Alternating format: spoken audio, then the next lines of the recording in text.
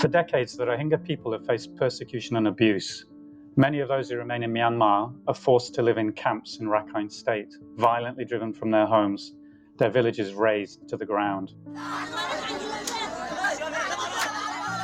Those who flee targeted persecution risk travel over land and sea to seek refuge in countries such as Bangladesh, Malaysia, Cambodia, Thailand, and India. I'm Paul McPhun, the Director of Doctors Without Borders, covering Indonesia, Malaysia, Philippines, and Thailand. You're listening to Teka Teka News. These are my thoughts on the plight of the Rohingya Muslims in Myanmar.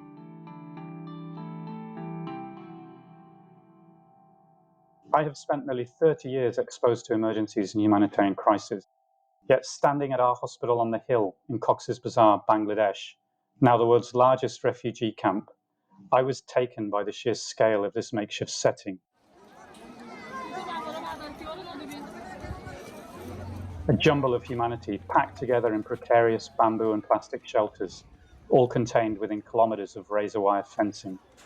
As we mark 5 years since a brutal campaign of violence meted out at the hands of the Myanmar military, I remember a Rohingya mother of 6 who said, "The military were brutally killing Rohingya, burning our houses. Now we live here in refugee camps. It is 5 years of living in distress." The plight of the Rohingya, persecuted in Myanmar, living in containment in Bangladesh, trafficked and living as illegals in Malaysia and elsewhere, is fast becoming a pressure cooker that no one seems inclined to take off the stove.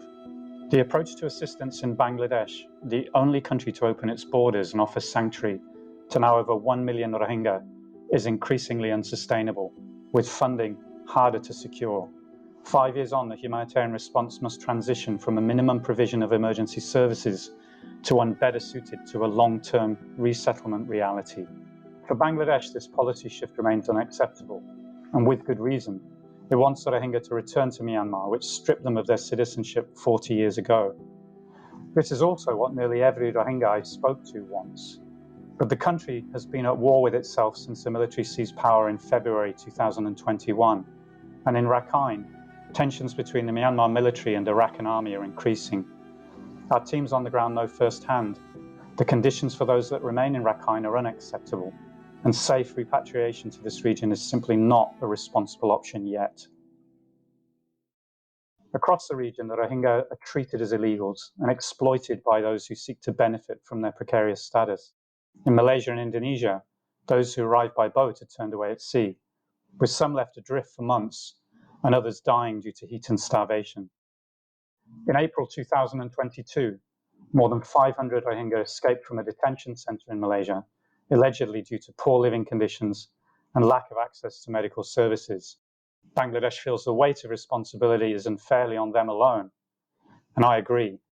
Regional states are becoming part of the problem, favoring securitization of their own borders over persevering to find solutions together.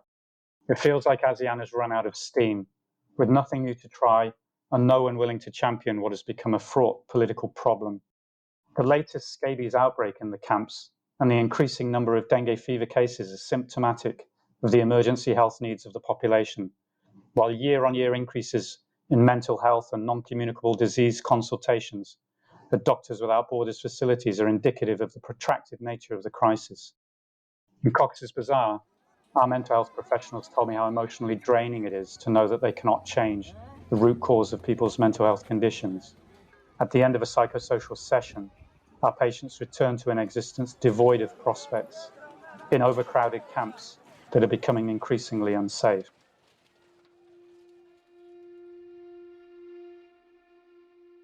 It is easy to argue this response has been a success.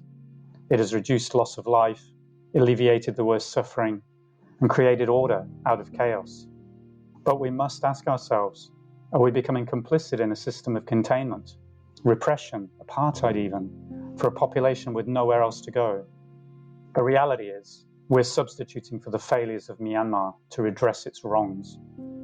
We are also trying to cope with the cost of political inaction, an impotent failure of collective progress from regional states and the international community to find durable or even temporary solutions, but better ones. In all of this, The Rohingya remain extremely grateful to Bangladesh for giving them haven, as hopeless as their situation appears to be. They don't consider themselves to be stateless, rather denied the right to citizenship in a state and region they historically identify as their own. The majority say they want to return, but they will not risk a repeat of history where their children may be taken away at any moment, never to be seen again. Looking out from Doctors Without Borders Hospital on the Hill, I realize we must all push back against the overwhelming sense that this cannot be fixed. There are things that can be done. A good start would be ending draconian refugee policies practiced across the region. Australia's new government could set the tone for humanity and solidarity, starting with the Rohingya. They can seek to open resettlement pathways for Rohingya from Malaysia and Bangladesh. Australia could recalibrate its anti-human traffic support across the region to be more accommodating of people who qualify as refugees and deserve extra protections. Malaysia, Thailand, and Indonesia must be more accommodating of refugees. They cannot be treated as irregular economic migrants. While both are extraordinarily vulnerable, refugees seek refuge from persecution and require special protection. Diplomatic channels with Myanmar must reopen, and a stronger, coherent regional and international approach with Myanmar must be hammered out, with China at the forefront. China can lead in negotiating the safe return of Rohingya from Bangladesh, but it must consider how Rohingya will be compensated for lost property and livelihoods within those negotiations. Returns must be more than a political facade and must solve the issues of the Rohingya themselves. Failing a meaningful and safe return to Myanmar, I worry what the future holds. How long can people live with so little basic protection and hope? Trauma is cumulative. After 40 years of statelessness and injustice, I worry the care we provide only manages to keep people alive to live in hopelessness.